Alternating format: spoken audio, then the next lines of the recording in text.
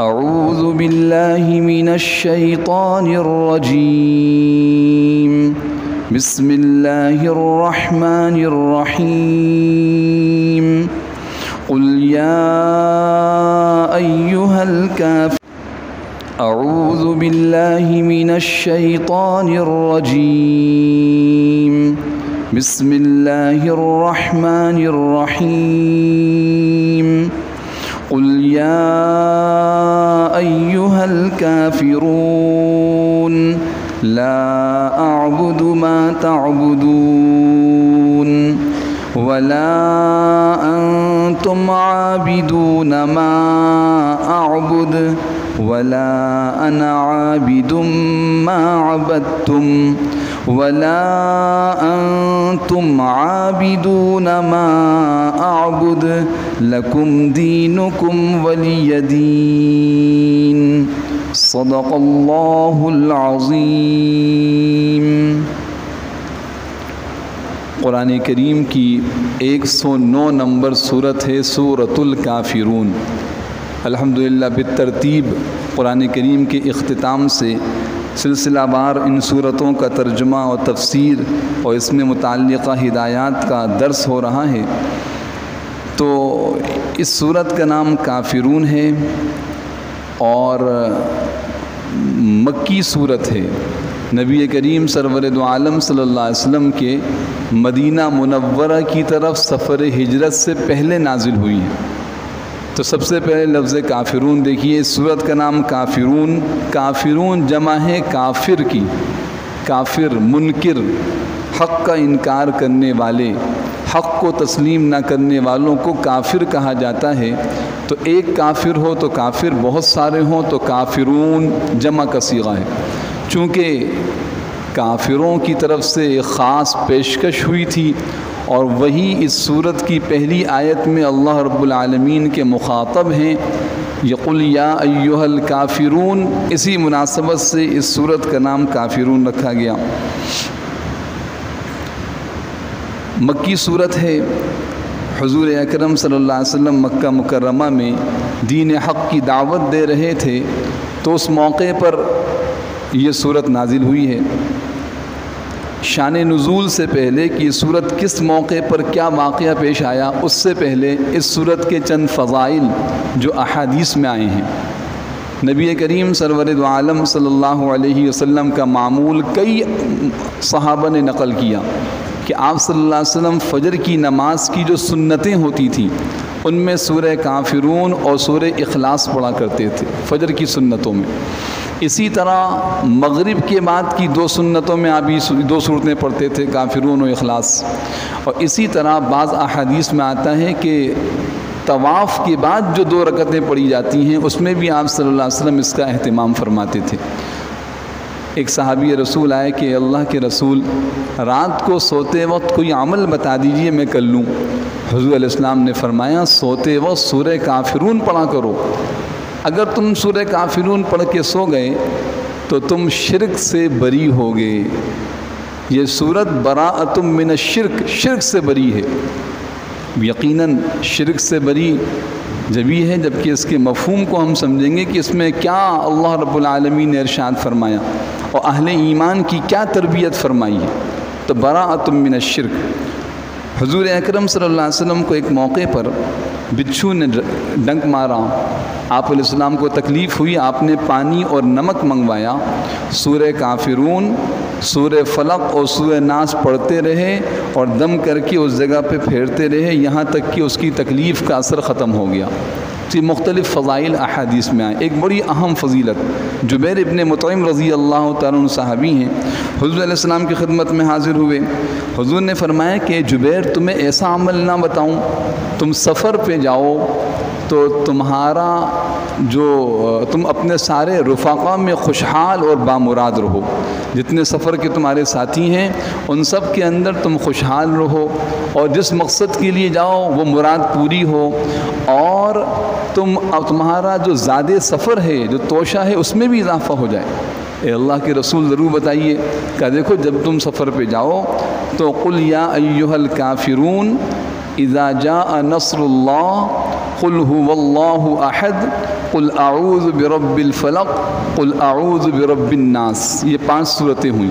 ان 5 صورتوں کو اس طرح پڑھو کہ ابتدا بھی بسم اللہ سے ہو، انتہا بھی بسم اللہ پہ ہو، ابتدا بھی بسم اللہ سے ہو، انتہا بھی بسم اللہ پہ ہو۔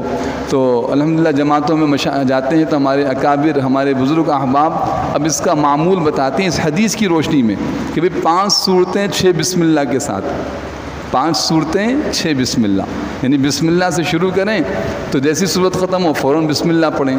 تو آپ کی اس صورت کی ابتدا بسم اللہ سے ہوئی، آخر میں بسم اللہ، اگلی صورت کی ابتدا بسم اللہ سے ہوئی۔ ایک طریقہ تو یہ ہے، اور ایک طریقہ یہ ہے کہ ہر صورت کے بعد ابتدا میں بسم اللہ پڑھیں، آخر میں بھی اہتمام سے بسم اللہ پڑھیں، پھر اگلی صورت کو پھر بسم اللہ سے شروع کریں۔ تو یہ 5 صورتیں ہیں جس میں 4 قل ہو گئے اور ایک سورۃ النصر اذا جاء نصر اللہ، اس کو بھی اس طرح یاد کر سکتے ہیں۔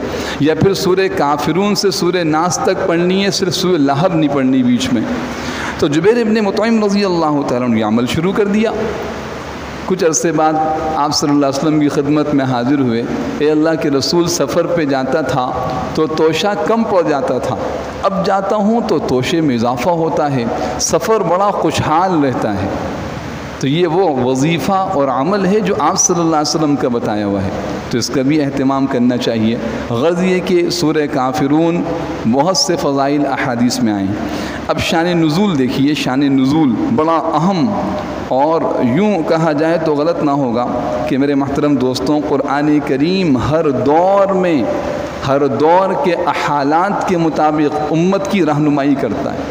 ایسا لگتا ہے کہ اس کی ایک ایک آیت، ایک ایک صورت، ایک ایک مضمون گویا ہماری ہی تربیت کے لیے، میری تربیت کے لیے اترا ہے، میری رہنمائی کے لیے، مجھے مسائل، پریشانیوں، الجھاؤ سے نکالنے کے لیے۔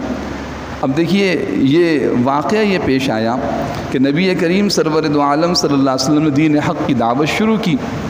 جب دعوت شروع کی تو سب مخالف۔ پچھلے درس میں سورۃ النصر کی تفسیر شان نزول میں کچھ میں نے اس کا پس منظر پیش کیا تھا، اور سورہ لہب کی تفسیر میں بھی کہ جب دعوت شروع کی اپنے مخالف، پورا مکہ مخالف، سارے رشتہ دار مخالف، توحید کی دعوت کو قبول کرنے کو تیار نہیں، اور خالی مخالفت زبانی نہیں بلکہ تکلیفیں دینا شروع کر دی۔ صحابہ کرام جو ایمان لاتا اسے مارا پیٹا جاتا، اسے تکلیفیں دی جاتی، اس کی زندگی اس پہ تنگ کرنے کی کوشش کی جاتی۔ خود نبی کریم سرور دو عالم صلی اللہ علیہ وسلم کے لیے کبھی کوئی کانٹے بچھا رہا ہے، کبھی گلے میں جو ہے وہ چادر ڈال کے کھینچ رہے ہیں، کبھی جو ہے وہ آپ سجدے میں گئے تو آپ کے اوپر اونٹ کی وزنی اوجھڑی رکھی جا رہی ہے، سر راہ آپ دین کی دعوت دے رہے ہیں، پیچھے آوازیں کسی جا رہی ہیں، پاگل، مجنون، شاعر، دین اپنے آبا و اجداد کے دین کو چھوڑ کر بددین، یعنی کیا بات نہیں کہی گئی آپ صلی اللہ علیہ وسلم۔ یہاں تک کہ قرآن کریم میں اللہ پاک نے انتہائی محبت اور رحمت کے ساتھ یہ آیات اتاری ہیں، وَلَقَدْ نَعْلَمُ أَنَّكَ يَضِيقُ صَدْرُكَ بِمَا يَقُولُونَ، اے میرے حبیب ہم جانتے ہیں کہ آپ کا دل تنگ ہوتا ہے، آپ کو غم ہوتا ہے ان کی باتوں سے جو یہ کر رہے ہیں۔ آپ کتنے یضیق صدر کا، اور ایک جگہ فرمایا کہ یہ اگر ایمان نہیں لائیں گے تو ان کے ایمان کے پیچھے آپ اپنے آپ کو ہلاک کر لیں گے۔ فَلَعَلَّكَ بَاخِعٌ نَفْسَكَ عَلَىٰ آثَارِهِمْ إِن لَّمْ يُؤْمِنُوا بِهَذَا الْحَدِيثِ أَسَفًا، یہ کیفیت تھی آپ نے، اور صحابہ کی کیفیت بھی اسی طرح۔ یہاں جو اس صورت کے پورے شان نزول اور اس کے مفہوم کو سمجھنے کے لیے بہت غور طلب بات یہ ہے کہ اس ساری مشقتوں اور قربانیوں کے ساتھ جو اسلام قبول کرتا تھا پیچھے نہیں ہٹتا تھا۔ جان تو دے دیں گے، توحید کو نہیں چھوڑیں گے، اپنا سب کچھ قربان کر دیں گے، لیکن اللہ کے دین سے ایک قدم پیچھے ہٹنے کو تیار نہیں تھے صحابہ۔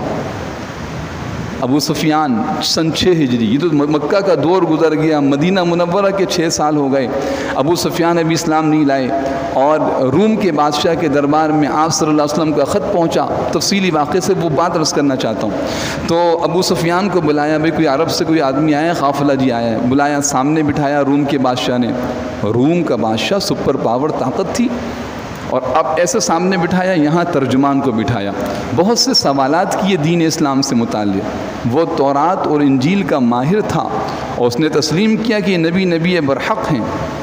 روم کے بادشاہ ہرقل نے ایک سوال اس نے اس وقت کیا تھا، یہ بتاؤ کہ اس نبی نے جس نے نبوت کا دعویٰ اور اعلان نبوت کیا، جو اس پر ایمان لاتے ہیں تو ایمان لانے کے بعد کوئی پھرتا بھی ہے؟ کوئی ایمان لانے کے بعد پیچھے بھی ہٹتا ہے؟ تکلیفوں مشقتوں کی وجہ سے کوئی ایمان کو چھوڑ کے پیچھے ہٹ جاتا؟ کہاں، ایسا کوئی نہیں۔ ابو سفیان کہنے لگے سچ کے علاوہ تم کچھ کہہ نہیں سکتا تھا، تو کہا ایسا کوئی نہیں کہ ایمان لایا اور پیچھے ہٹ جائیں۔ میرے محترم دوستوں، بالکل اسی طرح اب جو دور شروع ہو چکا ہے یہ ایمان کی آزمائش کا دور ہے۔ بہت حالات آئیں گے، ہماری زندگی بظاہر ہم پر مشکل محسوس ہوگی اور اس پہ ایمان کا سودا کیا جائے گا، تو اس لیے یہ قرآن کریم کی آیات ہمیں ثابت قدم رکھنے کے لیے، آپ صلی اللہ علیہ وسلم صحابہ ثابت قدمی اور قربانیوں کے ساتھ، مشقتوں کے ساتھ 1 سال 2 سال 3 سال 13 سال مکہ مکرمہ کے گزرے، اور جب دیکھیے جب ایمان پہ جم جائے آدمی تو پھر کفر کمزور پڑتا ہے، یہ کیا واقعہ پیش آیا؟ یہاں نیچے حضرت مفتقی صاحب دامت برکاتہ نے خلاصتاً اس کا شان نزول لکھا ہے کہ یہ صورت اس وقت نازل ہوئی جب مکہ مکرمہ کے کچھ سرداروں نے، جن میں ولید ابن مغیرہ، عاص ابن وائل، اسود ابن عبد المطلب اور بہت سے ایسے لوگ شامل تھے، وہ آپ صلی اللہ علیہ وسلم کی خدمت میں آئے اور صلح کی تجویز پیش کی۔ یہاں غور فرمائیں، صلح کی تجویز، یہاں تو کلمہ پڑھنے پر پیٹ رہے ہیں، اللہ کا نام لینے پر سزائیں دی جا رہی ہیں، بائیکاٹ کیا جا رہا ہے، اور اگر کوئی اپنی جان و مال کو لے کر کسی طرح اپنی جان کو بچا کر دوسرے علاقے میں جاتا ہے کہ وہاں سکون سے عبادت کروں، اس کا پیچھا کیا جا رہا ہے۔ یہاں تو یہ حالت ہے، اور پھر ایک وقت ایسا آیا کہ اب یہ صلح پر آمادہ ہو گئے۔ کیا وجہ ہوئی؟ یہ تو صلح کرنے والے نہیں تھے، صلح پر آئے کس طریقے سے؟ جب یہ دیکھا کہ حق پہ جمنے والے حق کو نہیں چھوڑ رہے، اور کل 1-2 تھے، اب ان کی تعداد میں اضافہ ہوتا جا رہا ہے، ہر قسم کی قربانی دے رہے ہیں لیکن دین حق سے پیچھے نہیں ہٹ رہے، اب انہیں خوف ہوا کہیں ہم پر غالب نہ آ جائیں۔ اگر یہی معاملہ رہا تو پھر تو سارا عرب کیا ساری دنیا اسلام قبول کر لے گی۔ یہی ابو سفیان جب ہرقل کے دربار میں گئے، کئی سوالات احادیث میں آئے، بخاری شریف میں تفصیل سے لکھا ہے، جب یہ وہاں سے باہر نکلے ہیں تو ایک جملہ ابو سفیان نے کہا تھا، لقد امیر امر ابن ابی کبشہ، یہ حضور علیہ السلام کی طرف اشارہ کیا، ان کا معاملہ تو اتنا بڑھ گیا کہ روم کے دربار میں اسلام کی دعوت کا خط موجود ہے۔ یہ ہے حق پر جمنے کا، پر اللہ کی مدد، حق پر جب حق پہ جمیں گے تو باطل جھکے گا۔ میں صرف اس آیت، اس صورت کی تفسیر کے ساتھ ساتھ صرف اشارہ اس لیے کر رہا ہوں، تفصیل کا موقع نہیں، آپ سمجھیے۔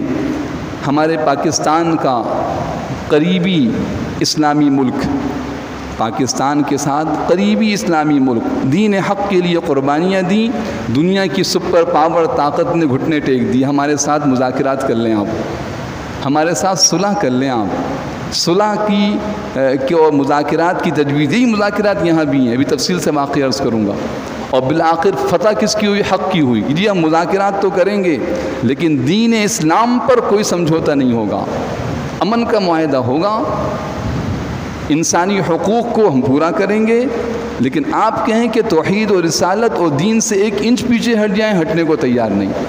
تو اللہ کی مدد شامل حال ہوئی، اور آج اللہ نے دکھایا کہ پوری دنیا کے نقشے پر ایک ایسا بھی اسلامی ملک ہے جو کسی طاغوتی طاقت کے آگے جھکنے کو تیار نہیں ہے۔ بالکل آپ یہ حالیہ پس منظر ہے، اور آپ یہ حضور علیہ السلام کا 1450 سال پہلے کا منظر دیکھیے۔ اب یہ عبداللہ ابن عباس رضی اللہ تعالیٰ عنہما نے ایک دوسری حدیث کی روشنی میں پورا مفصل شان نزول بیان کیا۔ ہوا کچھ اور، پہلے یہ آنے کے بعد کچھ اور پیشکش کی، یہ پیشکش بعد میں کی جو نیچے لکھی ہوئی ہے۔ پہلے یہ پیشکش کی کہ اگر آپ یہ چاہتے ہیں کہ آپ کو پورے مکہ کا یا عرب کا بادشاہ بنا دیا جائے، ہم بنانے کو تیار، توحید کی دعوت چھوڑ دیں، اس دعوت کو چھوڑ دیں آپ، بس لوگ اسلام میں، حالانکہ یہ مکی دور ہے، ابھی مدینہ منورہ فتح مکہ نہیں ہوا ہے، اور اگر آپ یہ چاہیں کہ بہت سارا مال آپ کے پاس ہو تو ہم بڑا مال اکٹھا کر کے آپ کو دے دیں گے، آپ دین حق کی دعوت کو چھوڑ دیں۔ اور اگر آپ یہ چاہیں کہ مکہ کی یا عرب کی خوبصورت عورت کے ساتھ آپ کی شادی کرا دی جائے تو ہم اس کے لیے بھی تیار ہیں، توحید کی دعوت آپ چھوڑ دیں۔ ان کا ایک یوں سمجھیے باطل کا جو ایک حقیر سا ذہن ہوتا ہے، چھوٹی پس ذہنیت، وہ سمجھے حضور علیہ السلام ان چیزوں کے لیے دعوت دے رہے ہیں۔ جواب مشہور ہے، آپ حضرات نے سنا ہوگا، پڑھا ہوگا، کیا فرمایا آپ صلی اللہ علیہ وسلم نے پوری امت کے لیے، میرے اور آپ کے لیے تربیت ہے۔ ابو طالب کے پاس آئے تھے، اے میرے چچا، یہ میرے ایک ہاتھ میں سورج اور دوسرے ہاتھ میں چاند لا کے رکھ دیں، پھر بھی میں اس دین کی دعوت سے پیچھے ہٹنے، اس حق سے پیچھے ہٹنے والا نہیں ہوں جو اللہ نے مجھے دے کے بھیجا ہے۔ مایوس ہو گئے۔ پھر یہ دوبارہ ایک وفد آیا، اب مذاکرات ہو رہے ہیں۔ پہلے تو پوری طاقت سے دبانے کی، کچلنے کی کوشش کر رہے تھے، کسی طرح ان کو مٹا دیں، ہم کچھ بھی نہیں ہیں، مٹھی بھر لوگ ہیں، کیا ہے ان کے پاس، غریب لوگ، معاشرے کے پست ترین لوگ، ضعفاء۔ یہ بھی سوال کیا تھا ہرقل روم نے کہ ان کے ماننے والے، جو ابھی ان کے ماننے والے کون ہیں، بڑے بڑے مالدار لوگ ہیں یا ابتدا میں ان کی دعوت کو قبول کرنے والے معمولی حیثیت کے لوگ ہیں، ضعفاء؟ تو ابو سفیان نے کہا تھا ضعفاء ہیں۔ تو پتہ ہے ہرقل نے کیا کہا تھا، کہا کذالک اتباع الرسل، انبیاء کے ماننے والے ابتدا میں کمزور لوگ ہی ہوتے ہیں، جو اپنا سب کچھ لگا کے دین حق کی آبیاری کرتے ہیں اور پھر یہ دین پھلتا پھولتا ہے۔ تو کہا کہ تھوڑے سے لوگ، ان کو تو ہم یوں ختم کر دیں گے، لیکن جب حق پھیلتا چلا گیا اور دین کے لیے قربانیاں بڑھتی چلی گئیں، اب آئے مذاکرات کے لیے۔ ایسا کریں، صلح کی تجویز، 1 سال آپ ہمارے معبودوں کی عبادت کریں اور 1 سال ہم اللہ رب العالمین کی عبادت کریں گے۔ یہ ہے خاص عنوان اس صورت کا۔ یہ تجویز پیش کی، یہ ایسا کر لیتے ہیں، آپ کوئی بات نہیں اگر آپ دعوت دیں، لیکن ایک اس بات کو قبول کر لیں کہ 1 سال آپ جو ہے وہ ہمارے معبودوں کو ہی مانیں۔ مفسرین نے عجیب بات لکھی ہے، کہا مشرکین مکہ اللہ کو مانتے تھے، ایسا نہیں تھا کہ اللہ کو، لیکن اللہ کے ساتھ شریک ٹھہراتے تھے، توحید کے قائل نہیں تھے، اجعل الآلہۃ الہا واحدہ۔ تو ان کا یہ کہنا کہ 1 سال اللہ کی عبادت کریں، 1 سال بتوں کو، وہ تو اپنے حق پر، اپنے دین پر ہی قائم تھے، وہ تو اپنی بات سے پیچھے نہ ہٹے، مسلمانوں کو ہٹانا چاہتے تھے۔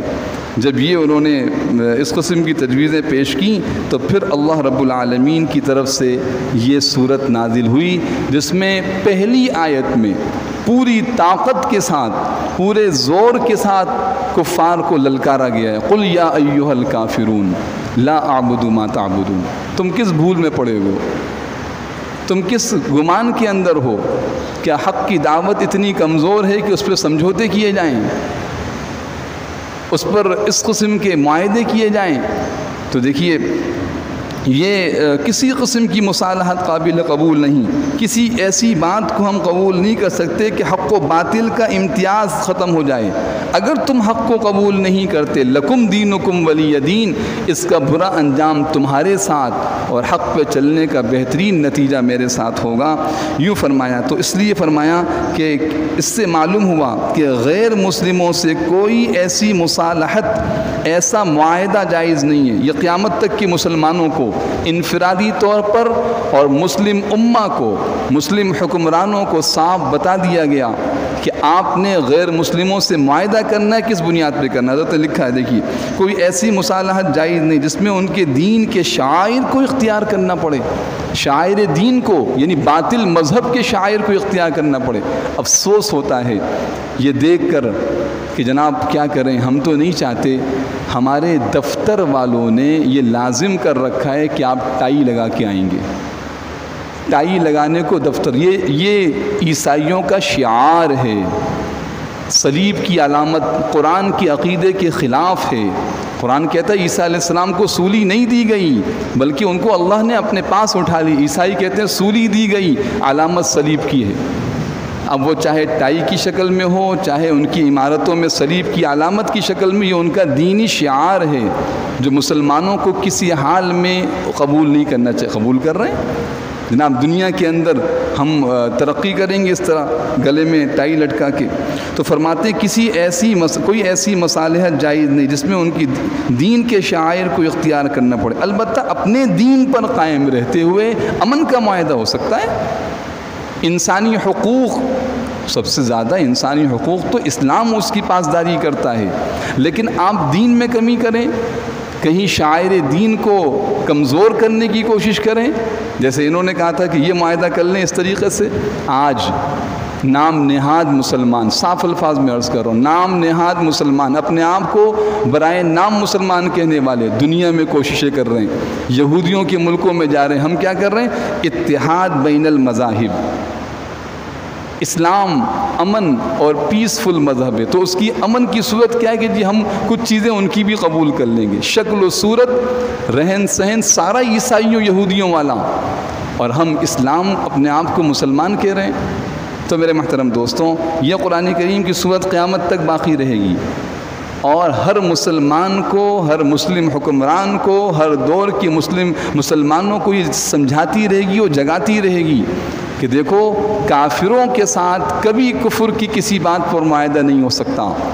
اسلام اور کفر الگ الگ چیز ہیں. ایسا نہیں ہو سکتا کہ تم مشرک بھی رہو موحد بھی رہو، اور ایسا نہیں ہو سکتا کہ میں شریک کر کے توحید پہ قائم رہوں. ایسا توحید اور شرک الگ الگ چیزیں، اسلام اور کفر الگ الگ چیزیں.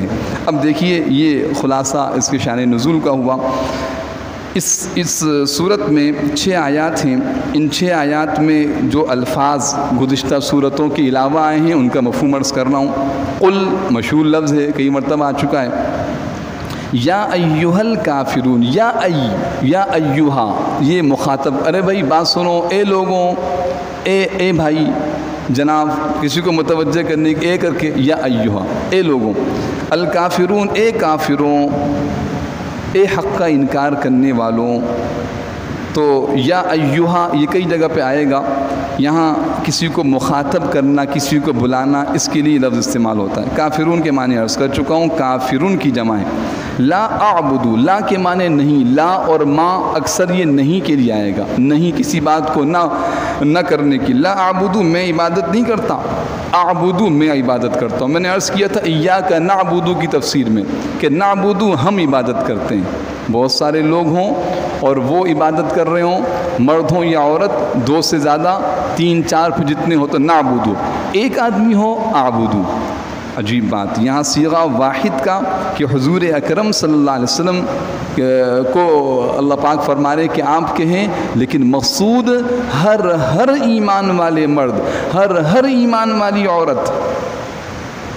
اے ایمان والے مردوں، ایمان والی عورتوں، کافروں کی دعوت چاہے زبانی دعوت ہو، چاہے ان کی طرف سے ایک طاغوتی یلغار ہو، چاہے ان کی طرف سے تہذیبی دعوت اور کشمکش ہو، تو میں ایک ہی جواب دینا، لا اعبد ما تعبدون. تم جس باطل طور طریقوں پر چل رہے ہو ہم اس کو قبول نہیں کرتے. لا اعبد واحد کا صیغہ ہے، میں عبادت کرتا ہوں، مذکر ہو یا مؤنث. ما تعبدون، ما جن چیزوں کی، تعبدون تم عبادت کرتے ہو.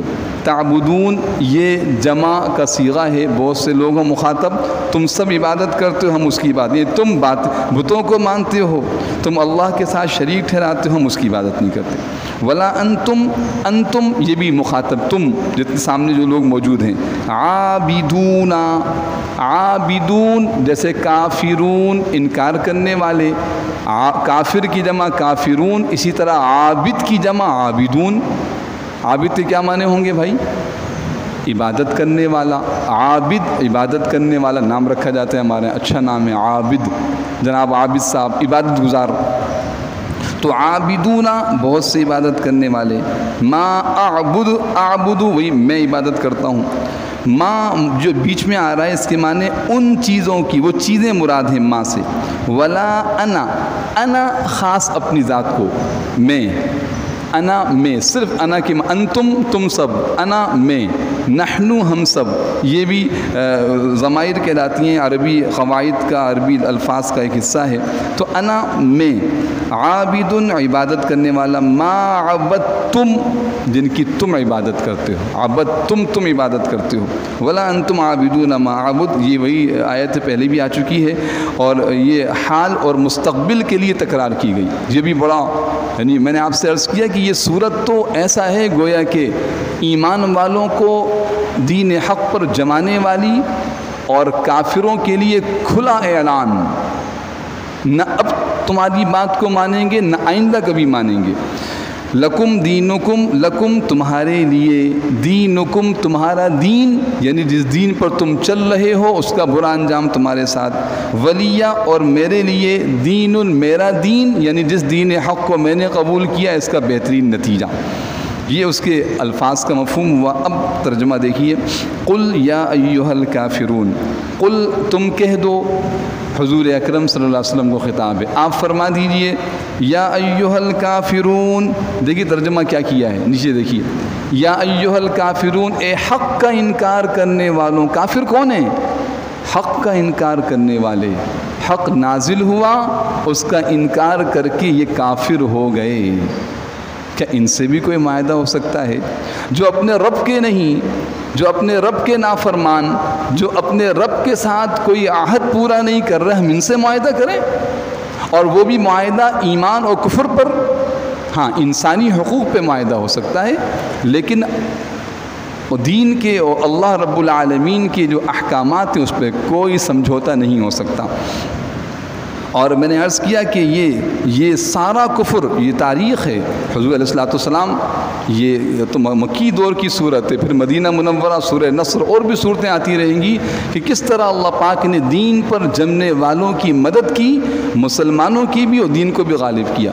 دین میرے محترم دوستوں سوائے قربانی اور جمنے کے علاوہ کبھی غالب نہیں ہوگا، اور اہل دین مسلمان عزت پائیں گے دین کی وجہ سے۔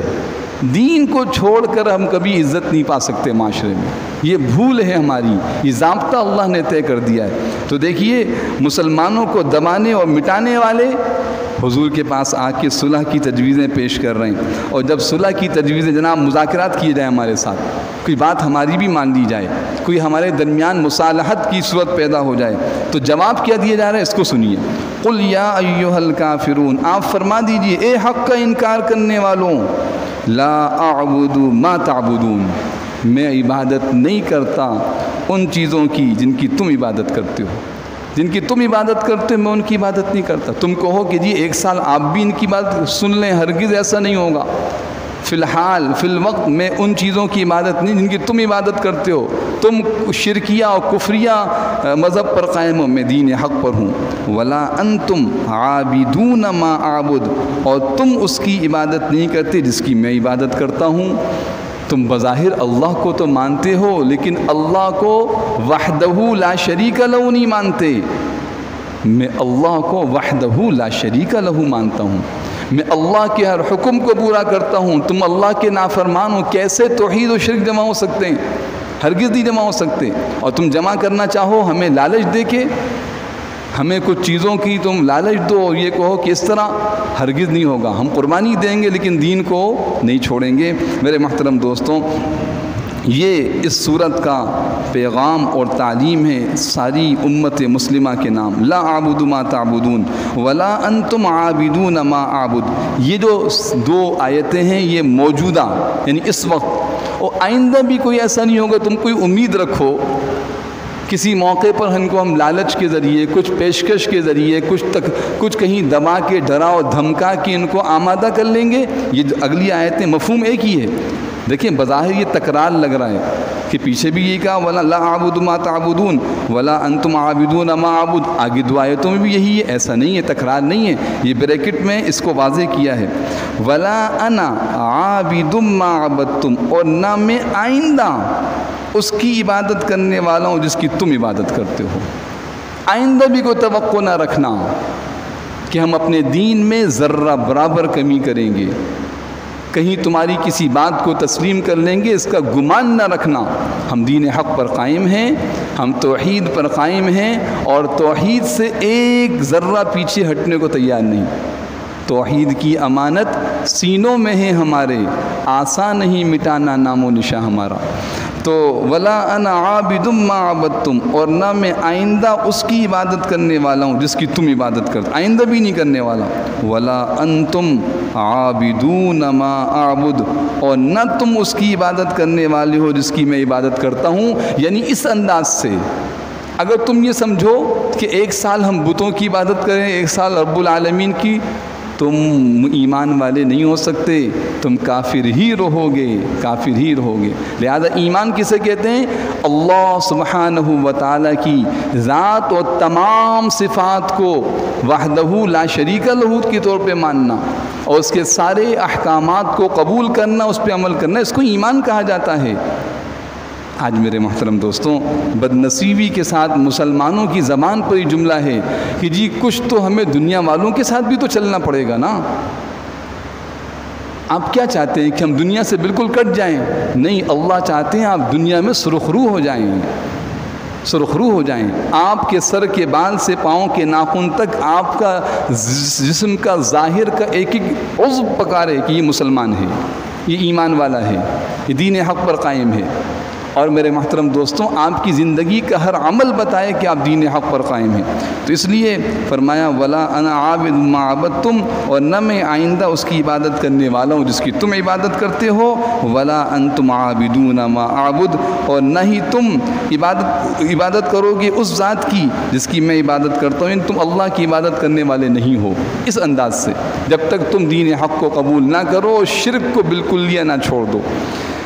اس کی بات فرمائے لکم دینکم ولی دین. لکم دینکم ولی دین کا ایک تو بالکل واضح ترجمہ نیچے لکھا ہے کہ تمہارے لیے تمہارا دین ہے اور میرے لیے میرا دین. کیا مطلب اس کا تمہارا دین ہے؟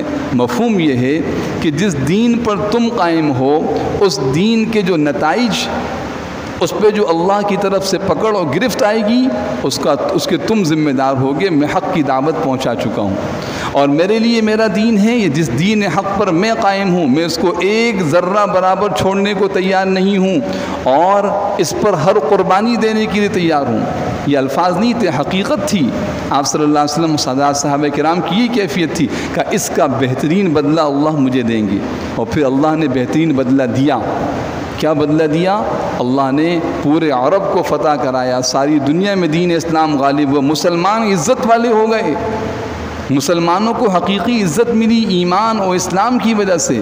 اگر یہاں فرض کیجئے، ایک تھوڑی دیر کے لیے آپ تصور کیجئے، اگر یہ معاہدہ کر لیتے کہ چلے کوئی بات نہیں، مسلمانوں کو اتنی تکلیفیں ہو رہی ہیں اور اتنی پریشانیاں، چلو معاہدہ کر لو تاکہ تھوڑا سا ہم بھی آسودہ ہو جائیں، تو کیا دین اسلام غالب ہو جاتا؟ دین اس کامل مکمل صورت میں ہم تک پہنچتا؟ میرے محترم دوستوں، آج بھی دین اسلام کا، دین حق کا یہی تقاضا میرے اور آپ کے. ہم مسلمان ہیں، ہم ایمان والے ہیں. ہمیں کہا گیا تمہارے پاس پیشکشیں آئیں گی، تمہیں مختلف طریقوں سے متوجہ کیا جائے گا. جناب اس میں حرجی کیا ہے؟ تو لہٰذا اس کو سمجھیے، اچھی طرح سمجھیے. خصوصاً جس دور سے ہم گزر رہے ہیں یہ حق و باطل کی کشمکش کا دور ہے.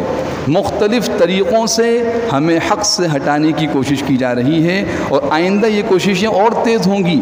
ہمیں مجبور کیا جائے گا، ہمارے گرد ایسے ایسے مسائل کھڑے کر دیے جائیں گے، ہم مجبور ہوئے کہ کوئی بات نہیں، کیا کریں، اپنے لیے نہیں اپنی اولاد کے لیے، کچھ نہ ہو اپنے ملک کے تحفظ کے لیے تحفظ کیجئے، لیکن اسلام کا سودا نہ کیجئے. دین حق کے بارے میں ذرہ برابر، میں نے عرض کیا حضور علیہ الصلوۃ والسلام مدینہ منورہ پہنچے، یہودیوں کے ساتھ حضور نے معاہدہ کیا، امن کا معاہدہ کیا، دین کا معاہدہ نہیں کیا. کہیں کسی اعتبار سے دین کے کسی حکم میں لچک نہیں دکھائی. اس لیے سب سے پہلی چیز تو بھائی یہ ہے، یہ جو صورت ہمیں متوجہ کر رہی ہے اس بات کی طرف، سب سے پہلے تو ہم دین حق کو سیکھیں، توحید کو، احکام کو، شریعت محمدیہ کو، روزمرہ کی دین کے شعائر کو سمجھیں. ایسا نہ ہو ہم سے کوئی شعائر دین کا کوئی بنیادی فریضہ ہم سے چھوٹ رہا ہے اور ہم چھوڑ رہے ہیں، کیوں، کیا کریں جی، حالات اس طرح کے ہیں. ہاں، اور حالات سے متاثر ہو کر ہم دین حق کے کسی حکم کو چھوڑنے والے نہ ہوں تو اللہ کی مدد ہمارے ساتھ ہوگی، اللہ کی نصرت ہمارے ساتھ ہوگی. اور اللہ سبحانہ و تعالیٰ بظاہر باطل طاغوتی طاقتیں بڑی زور میں ہوں گی لیکن اللہ انہیں کمزور کریں گے، ان کے زور کو اللہ کمزور کر دیں گے. کیوں؟ آپ حق پہ جمے ہوئے ہیں. بظاہر وہ جو قربانیاں صحابہ نے دیں، یہ بات میں ان آیات و صورتوں کے تناظر میں بار بار عرض کر رہا ہوں، وہ قربانیاں نہیں آئیں گی بھائی، اب قربانی کی صورتیں پیش ہوں گی، بس تھوڑا سا قدم تو اٹھائیں، فیصلہ تو کریں کہ ہمیں اللہ کو راضی کرنا ہے، ہمیں حق کو سمجھنا، اس پہ عمل کرنا، پھر اللہ کی مدد ساتھ ہوگی۔ سب نیت کرتے ہیں انشاءاللہ۔ اس صورت کو میں ایک مرتبہ پھر پڑھ رہا ہوں، میرے ساتھ پڑھیے اور مفہوم پہ غور کیجیے، اس کے مفہوم پہ غور کیجیے۔ اعوذ باللہ من الشیطان الرجیم،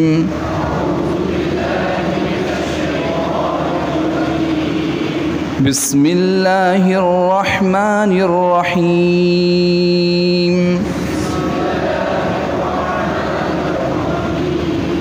قل یا ایہا الکافرون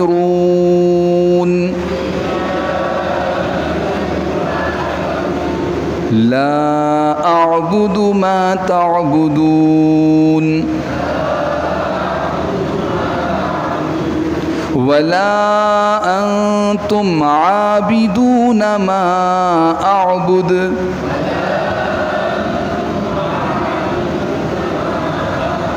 ولا انا عابد ما عبدتم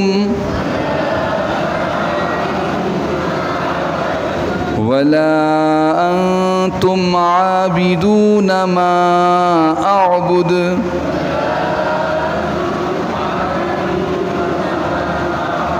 لکم دینکم ولی دین،